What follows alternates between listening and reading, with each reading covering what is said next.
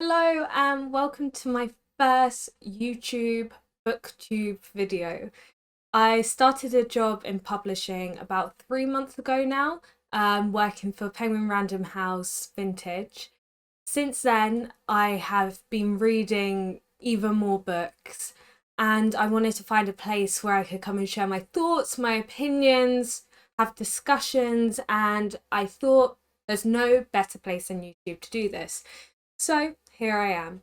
If you have any questions or would like to talk about any of the books I mention in this video, please do comment. I love to have discussions with people, especially when it's about books. This video is going to be my May wrap up.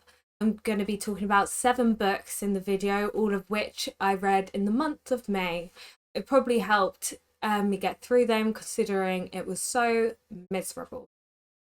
Oh, look at me. That's so freaking 2 seconds in and I'm talking about the fucking weather.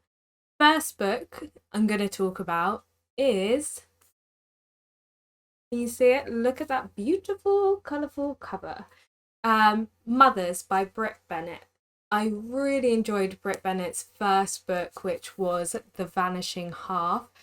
That book had me on the edge of my seat. I gave it a 5 out of 5 stars. So I had high expectations when it came to this one. Unfortunately, they didn't quite meet the high standards of Vanishing Half, as I gave it 3 stars. This book follows Nadia Turner as she finishes high school and she's dealing with grief after her mum has committed suicide. While she's dealing with this grief, she starts a relationship with Luke Shepherd, who's the pastor's son. Not long into this, she falls pregnant and decides to get an abortion, something that Luke doesn't quite agree with, but supports her along with this.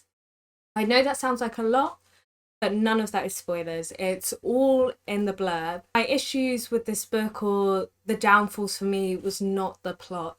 It gripped me from start to finish. I love seeing Nadia's journey and also the people she comes across. Brit Bennett did a really good job in this book of exploring the intricacies of being a mother and the different ways you could be a mother, rather than the stereotypical, you have a baby, or you get pregnant, you have a baby, you're a mother. Brit really explored the different ways you could be a mother and the different ways it affects people. One thing that I really loved about this book was the community it was based in and the world that Brit Bennett created for this community. A lot of the book is centered around the upper room, which is the church community in Nadia's local area. The church community is very gossipy, God-fearing, and quite judgy, if I'm being honest. And that dictates a lot of the ways the characters act within the book and a lot of their preconceived ideas on motherhood. So yeah, in general, the plot, the themes of motherhood explored, that all worked for me. Where it didn't work as well for me was character development and predictability. After the first 100 pages, I found that I knew what was coming. I could guess Nadia's decisions, I could guess Luke's decisions, and also Nadia's friend Aubrey's decisions. And nothing really shocked me after that. I'm not asking for massive twists and turns, especially when it comes to fiction very similar to real life. But I just felt like I was left wanting more. Also, I felt that the characters were slightly one-dimensional. That sounds a bit harsh, but I don't know. I feel like they lacked depth at points. So that's why I didn't give it any more than 3 stars. I would say definitely do read this book if you are a fan of The Vanishing Half. But if you haven't read Brit Bennett before, I would go for The Vanishing Half over Motherhood. So yeah, on to the next. I don't have the next book with me because I listened to it on Audible. I'm trying to get through all of Jane Austen's classics through Audible, and a little hint there to what the book is. The next book is Pride and Prejudice by Jane Austen. The story predominantly follows Elizabeth Bennett, who's witty, sarcastic, just all round a lovable character and protagonist to have. We see the world through her eyes, her observations on high society, and her observations in general on what makes a good marriable woman. This book is full of gossip, it's full of scandal, and I ate it up. I absolutely loved it, so I ended up giving this book 4 stars. While I was doing a little bit of research for this video, I actually found out that Jane Austen had a very similar situation to Elizabeth Bennet in the book.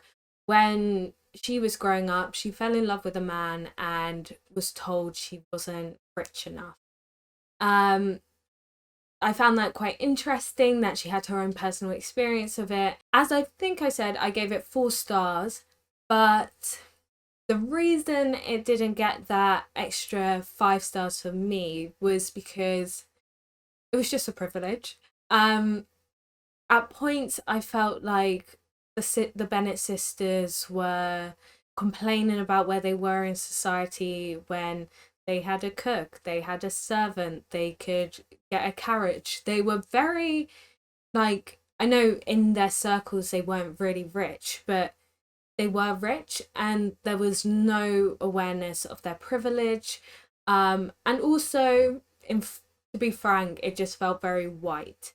I'm not gonna like knock more off. It was the 1800s, and if women couldn't live in society without marrying a man, they weren't very far along to start having the race discussion just yet. So that's why for me it's a 4 star, not a 5. Okie croaky, on to the 3rd book. 3 Rooms by Jo Hamya. This was an absolute 5 star for me. This is Jo's first book, so her debut novel, and I didn't think I was going to love it as much as I did. Even when I started the book, I didn't think I was going to be as invested as I was.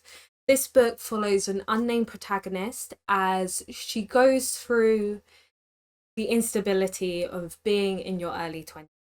The book starts in Oxford as she gets a teaching position there, follows her daily life, her daily woes and worries, and then she moves on to London, working for a magazine she doesn't want to work for and paying £80 to sleep on a couch. At first, I'm not going to lie, the protagonist, she annoyed me. I was thinking, stop moaning, get your act together. Why are you worrying about owning a house when you're in your early 20s? Just enjoy your life.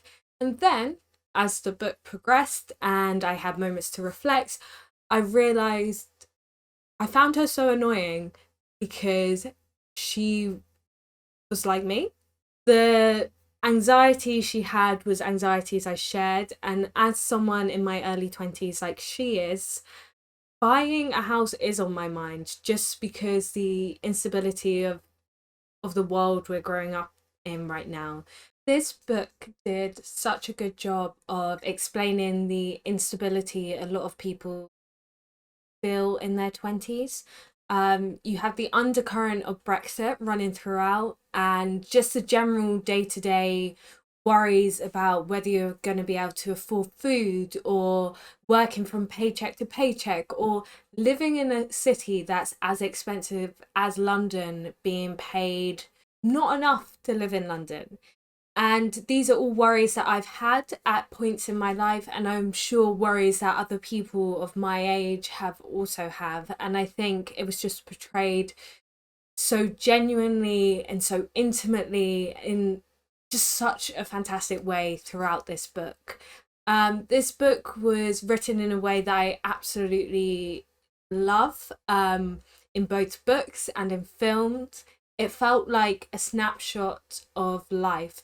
Instead of it being a very clear story arc, it was just showing a moment of our protagonist's life. how she was dealing, the relationships she was having or wasn't having. And that's what I loved about it, because it just felt honest and it felt real. If you are going to read any of the books that I'm going to recommend in this video, read this one. This book was incredible. Transcendent Kingdom by Gyasi. This is a book that I came across because it was shortlisted for the Women's Prize for Fiction. And apart from that, I didn't really know anything about it, but it packs a punch. It is such a good book. It follows the life of our protagonist, Gifty. She starts off in her late 20s. She's studying neuroscience at Stanford University. Her main focus is looking into reward-seeking behaviour within mice and how this links to addiction and depression. Throughout the book, we jump back and forth seamlessly between Gifty's life growing up, her early life at school, at university, and how all of these different experiences have led her to be the woman she is now. This book looks into the intricacies of Gifty's family, a Ghanaian family who have immigrated from Ghana to Alabama. They deal with love, they deal with sexuality, they deal with addiction, they deal with religion or the lack thereof, they deal with racism. All of these subjects are packed into this book in such a way where it doesn't feel overwhelming. It doesn't feel like one's been left by the wayside. It's addressed in such a beautiful and seemingly effortless way. Although all of these subjects are very heavy hitting, and it got to me, like, I felt it. I'd be listening to it on Audible, cooking my dinner, and I'd just have to stop and listen as it required all of my attention. Like, there was nothing else I could have been doing in those moments. It was also funny and endearing, and I felt so connected to the main character, Gifty, that by the end I just wanted her to succeed, and I just wanted her to live the best life she could possibly live.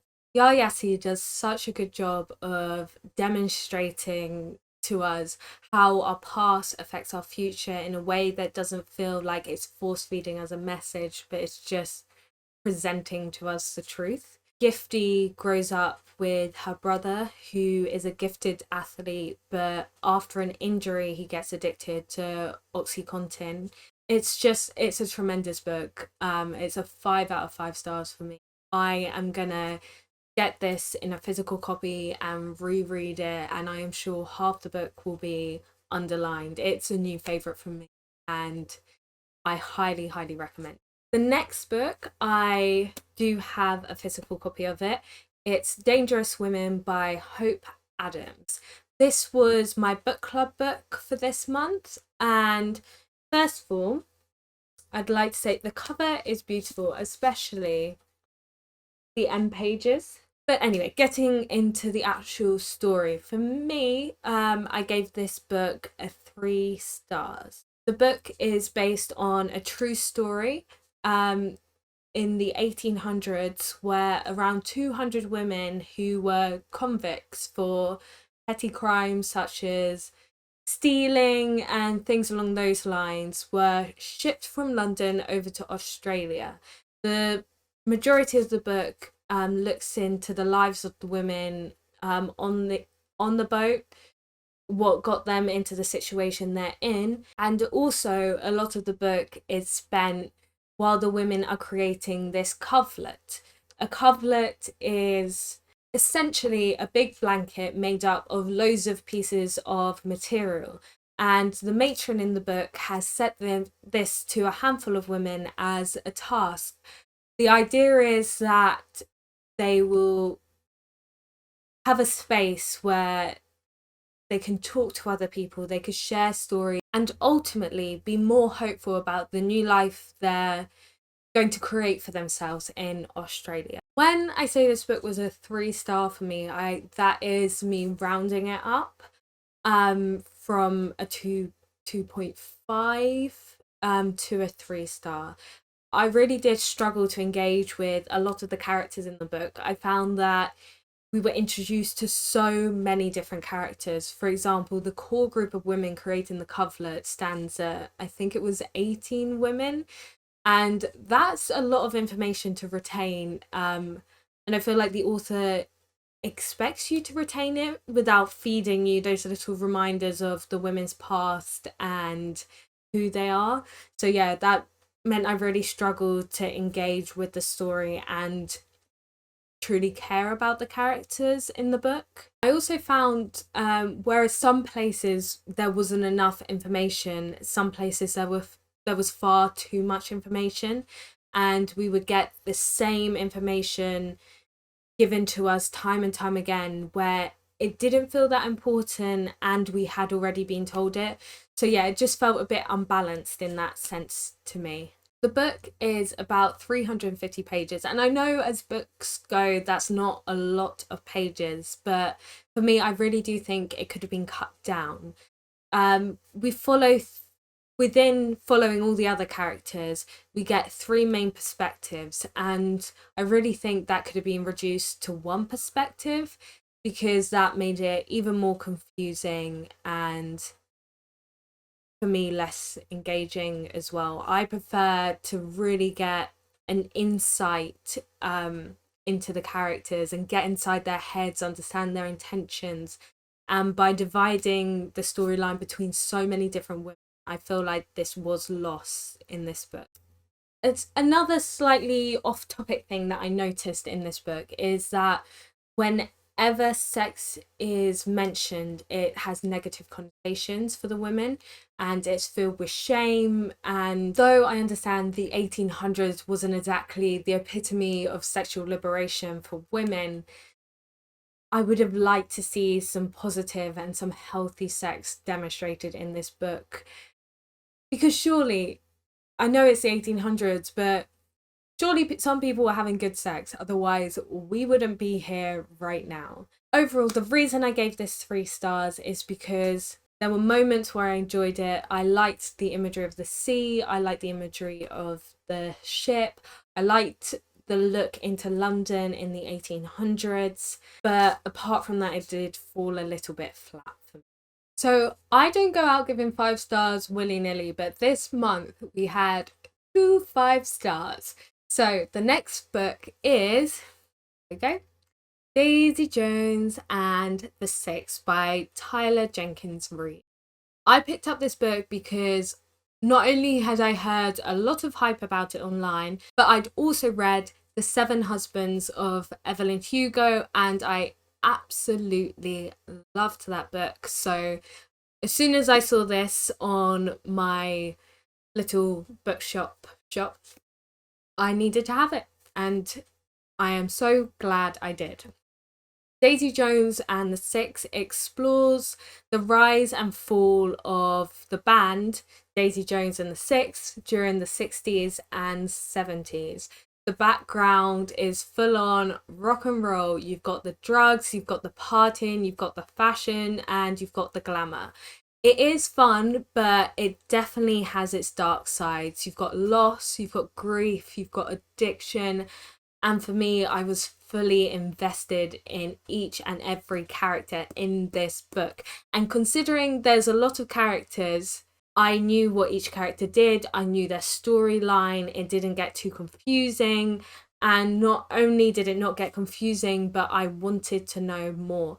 Like, I had to look up after this book whether the band talked about in the book was a real band or a fictional band, because everyone just felt so unique and so different. And this is coming from someone who I like music. I would say I love music, but I'm not that interested about the past of bands. And here I was reading something that was essentially a fictionalized autobiography of a band, and I couldn't put it down. All of the book is written in like an interview transcript format. I've never seen this before, but I think it works so well.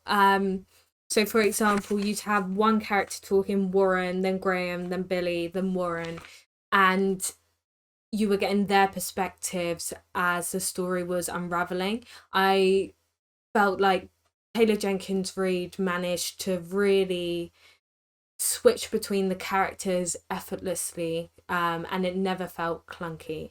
This book was such an easy read for me. It was exactly what I needed. I felt myself going into a bit of a reading slump, but it pulled me right back out again. I didn't want to put it down. Oh, it was great. And I've heard that Amazon are going to be doing a TV series with Brit. Is it a TV series? They're doing something. It's a TV series or a movie with Reese Witherspoon's involved. So I cannot wait to see how that one turns out. We are on to the final book of this video. Oh, giving it away. Stay down there. So the final book is Exciting Times by Naoise Dolan. First of all, before I get into what the book's about, this cover is stunning. I love the colours, and I just feel like it tells you so much before you've even started the book. Into the plot. This book follows Ava. She's in a point in her life where she doesn't really know what she wants to do. Okay, maybe there's a trend in the books I pick up. Women in their 20s not knowing what they wanted to do. Am I looking for some answers? I'm afraid to say this one didn't give me the answers, but I will continue to read about women in their 20s being confused. I relate. Plot of this book. This follows Ava. She's in her early 20s. She doesn't know what to do with her life, so she decides to do a TEFL course in Hong Kong. We are introduced to her when she is in a relationship, if you could even call it a relationship, more of a situationship, with a banker called Julian. Straight away, we can tell there are power dynamics that are just off key. They do not work for Ava in the slightest, but she seems to thrive in the toxicity she is living in, because although time and time again she addresses these power balances, she does nothing about it. She continues to live the life she is living, fully aware that it's pretty tragic at points. For me, when I started this book, I really started to not like Ava. I really wanted to like Ava, but I just couldn't. She had this vibe of the kind of person who was critical of other people, commented on the way they acted, brought them down, not necessarily out loud, but in her thoughts, in her head. I believe it was a way to pit herself above other people. It was very bad vibes, very I'm not like other girls vibes, and I just wasn't vibing with it whatsoever. I'm actually relating to that. I feel like one of the characters explained what she was like very well in a little passage. So I'm just going to read that quickly to give you a clearer idea of the energy that Ava was bringing to the table. You keep describing yourself as this uniquely damaged person, when a lot of it is completely normal. And that's what I felt for Ava throughout the book. And it was so frustrating because there was no growth. She kept thinking she was uniquely damaged, she was uniquely unlikable, and she just wasn't. She was just a fairly normal 20-something woman. And for me, that was frustrating. When Julian goes away for a little bit, we are introduced to a new relationship for Ava, because she seems to be the kind of person who can't not be in a relationship. Healthy. So the new relationship is with a woman, and I way preferred this. The woman was nicer. She just seemed to make Ava a nicer person as well. There seemed to be depth and actual love within their relationship, and also love a queer romance. So I was very pleasantly surprised when that cropped up in this book.